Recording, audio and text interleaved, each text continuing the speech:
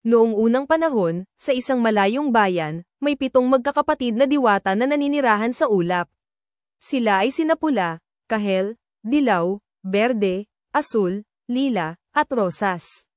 Bawat isa sa kanila ay may kanya-kanyang natatanging kakayahan, si Pula ay may kapangyarihan ng tapang, si Kahel ng sigla, si Dilaw ng kasayahan, si Berde ng kalikasan, si Asul ng kapayapaan, si Lila ng karunungan, at si Rosas ng pag-ibig. Minsan, nagkaroon ng isang matinding unos sa lupa. Bamaha, nagdilim ang langit, at maraming tao ang nalungkot at natakot. Naawa ang 7 diwata sa kanila kaya nagdesisyon silang bumaba mula sa langit upang tumulong. Ginamit nila ang kanilang kapangyarihan upang patigilin ang ulan, pagandahin ang kapaligiran, at ibalik ang sigla ng mundo. Ngunit habang ginagawa nila ito, isang malakas na hangin ang bumugso at tinangay silang lahat pabalik sa langit.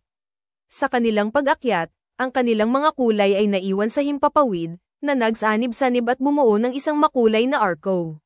Mula noon, tuwing matapos ang ulan, lumilitaw ang bahaghari bilang paalala na laging may pag-asa, liwanag, at kagandahan pagkatapos ng anumang pagsubok.